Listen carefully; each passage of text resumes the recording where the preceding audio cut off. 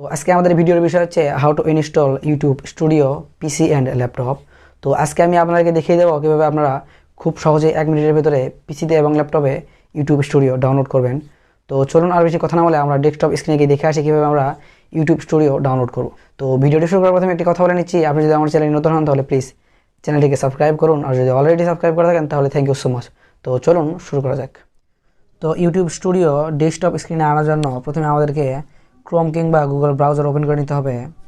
তো ব্রাউজারটি ওপেন করে নেওয়ার পরে আমাদেরকে সার্চ করতে হবে ওয়াইটি স্টুডিও লিখে।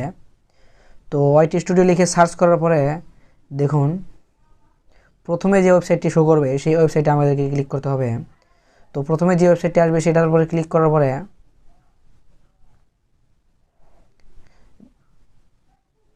দেখুন এরকম একটা ইন্টারফেস শো করবে।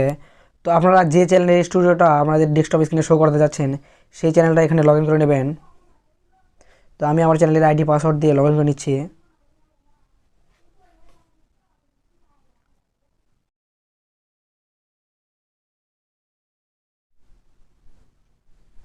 তো দেখুন আমার চ্যানেলটি এখানে লগ ইন হয়ে গিয়েছে, আমার চ্যানেলের ড্যাশবোর্ড এখানে শো করতেছে। তো এই ড্যাশবোর্ডে আসার পরে দেখুন আপনাদের চ্যানেল আইকনের পাশে একটা 3 ডট অপশন আছে, সেখানে ক্লিক করবেন। সেখানে ক্লিক করার পরে মোর টুলে যাবেন। মোর টুলে যাওয়ার পরে দেখুন নিচে লেখা রয়েছে ক্রিয়েট এ শর্টকাট, ওখানে ক্লিক করবেন। তো ক্রিয়েট এ শর্টকাটে ক্লিক করার পরে দেখুন ওপরে একটা লেখা উঠে এসেছে।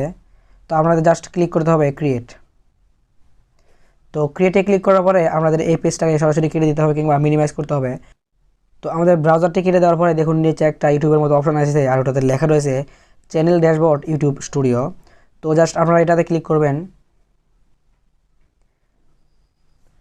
তো ওটাতে ক্লিক করার পরে দেখুন আমাদেরকে সরাসরি আমাদের ইউটিউব স্টুডিওর ড্যাশবোর্ডে নিয়ে এসেছে।